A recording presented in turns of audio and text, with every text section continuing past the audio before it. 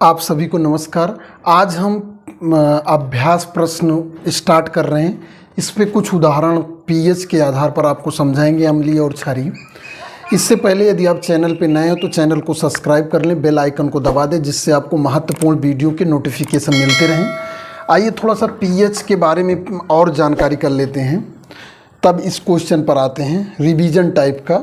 तो पीएच के बारे में मैंने बताया था आपको 1 2 3 4 5 6 7 इस तरह जो है 14 तक।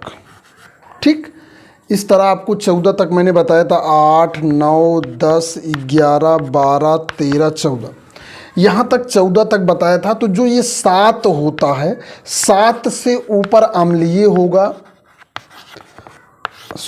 7 से ऊपर का मतलब हुआ 1 से 7, ठीक, अम्लीय होगा। और 7 से नीचे अगर गिनती के बारे में कहेंगे तो आगे, ठीक, मैं आपको जो है इसके कहने मतलब स्लेट के आधार पे बता दिया। तो आप यहाँ पर ये देखिए, 7 से नीचे का मतलब हुआ आगे की तरफ।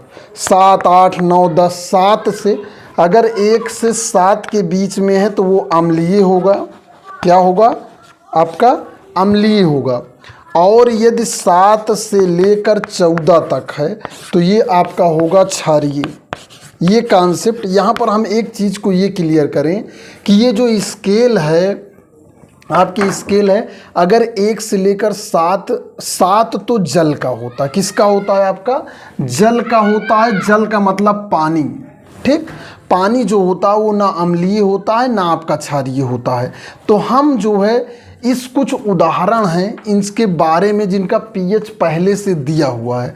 परीक्षा में आपसे ये बहुत ही सरलतम प्रश्न है, क्योंकि जब सरल चीज़ें आपको पता रहेंगी तब आप कठिन चीज़ों को हल कर पाएंगे, क्योंकि उसमें छोटी छोटी बातें दी रहती हैं। जैसे गणित के बहुत बड़े प्रश्न को हल करने के लिए उसमें छोटे मोटे सूत्र लगते रहते हैं, इसलिए छोटी छोटी बातों को हम ध्यान देते हैं। जैसे नींबू का रस, आपसे कहा गया कि नींबू का रस जो है जिसका पीएच जो है 2.5 है। क्या है? 2.5 है। तो मैंने अभी इस स्केल में आपको बताया कि जो 1 से लेकर 7 के बीच में रहेगा वो अम्लीय रहेगा। तो नींबू के रस का 2.5 है। कितना है? 2.5। 2.5 पीएच है। तो ये आपका हो जाएगा क्या? अम्लीय हो जाएगा। क्या हो जाएगा? अम्लीय। क्योंकि 1 से लेकर 7 तक, यानी कि 7 का मतलब आप ये समझ सकते हैं कि 6.9 तक आप अम्लीय कहेंगे। और 7 जो होगा वो ना अम्लीय होगा ना क्षारीय होगा, ठीक, वो उदासीन होगा एक तरह से। और जैसे 6.9 आपका अम्लीय होगा, 7.1 आपका क्षारीय होगा।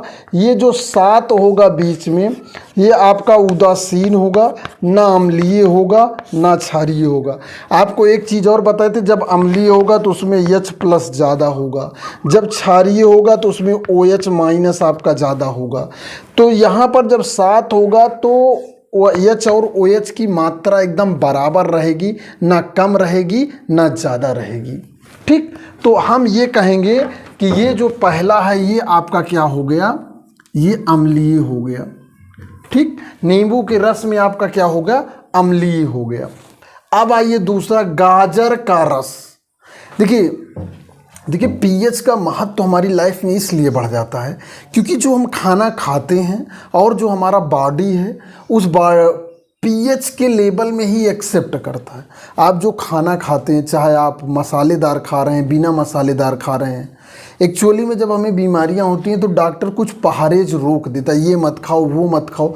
वो इसलिए रोकता है क्योंकि ये सब चीज़ें आपके शरीर में जाके पीएच को डिसबैलेंस कर देती हैं। अभी आप होम्योपैथिक दवा करने लगे तो कहेंगे प्याज मत खाइए। प्याज में सल्फर का कंपाउंड होता है जो सबसे पहले कम कर देता है, ये इसलिए, और उसके पीएच को डिस्टर्ब कर देता है या बैलेंस कर देता है। बहुत सारी ऐसी दवाएं हैं जो हमारे पेट के पीएच को ध्यान में रख कर, बफर विलयन को ध्यान में रख कर बनाई गई हैं। तो यहाँ पर गाजर का पीएच का कितना है? 4 है। तो अब अभी आपने देखा कि ये चीज़ याद रखिए, बहुत सरल है कि 1 से 7 1 से 7 तक जो है आपका क्या है, अम्लीय है, और 7 से ऊपर 14 तक आपका क्या है, क्षारीय है। तो इस तरह जो है गाजर का रस 4 है, तो ये क्या हो गया, ये भी आपका हो गया भैया अम्लीय हो गया। क्या हो गया, अम्लीय हो गया, ये अम्लीय हो गया। उसके बाद कॉफ़ी, जो आप कॉफ़ी पीते हैं उसका pH 5 होता है, ठीक, तो उसका pH 5 हो गया, क्योंकि उसमें दूध भी मिलाया जाता है। देखिए जैसे आपका गाजर का रस हुआ, इसमें बहुत, वैसे तो कहेंगे कि गाजर रस में विटामिन ए होता है, ठीक है, कैरोटीन होती है, तो यहाँ पर उसमें और बहुत सारी चीज़ें मिली होती हैं। तो हम गाजर का रस, उसका pH कितना है। उसके बाद कॉफ़ी 5 होता है, इसका pH 5 है, तो 5 भी क्या होता है भैया, अम्लीय होता है, ठीक। टमाटर का रस 4.1, ठीक, टमाटर ज़्यादा डाल दीजिए ना, देखिए चटनी जो है खट्टी लगने लगती है, ठीक, तो ये भी क्या है आपका, अम्लीय है, ये भी अम्लीय हो गया। अब आपका नल का पानी या नल का जल, ये जो है आपका 7 हो गया, तो ये आपका उदासीन हो गया। उदासीन का मतलब ना अम्लीय है ना क्षारीय, उदासीन हो गया।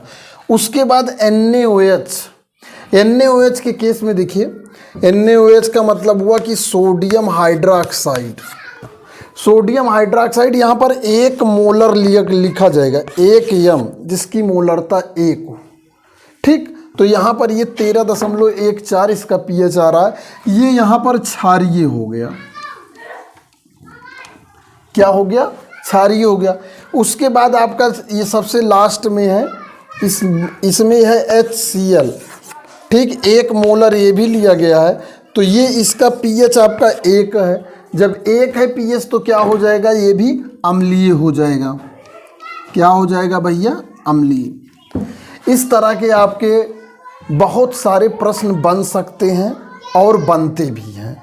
तो आपसे, आप इस प्रश्न में केवल इतना सिखा रहा हूँ मैं कि यदि वो 1 से 7 के बीच में है तो अम्लीय होगा, 7 से 14 के बीच में है तो वो क्षारीय होगा, और यदि 7 है तो उदासीन होगा। यहाँ पर आपको परीक्षा में रस दिया रहेगा या कोई पदार्थ दिया रहेगा और उसका pH मान भी दिया रहेगा, आपसे अम्लीय और क्षारीय पूछा गया। जैसे इस तरह के प्रश्न जो है, अगर आप पॉलिटेक्निक का एग्ज़ाम दे रहे हैं, ठीक है, पॉलिटेक्निक का दे रहे हैं, ITI का दे रहे हैं, सामान्य या आपकी जर्नल साइंस, जो भी तैयारी, लेखपाल, SSC, PCS, जो भी प्रश्न, उसमें एक जर्नल टॉपिक होता है, जर्नल साइंस।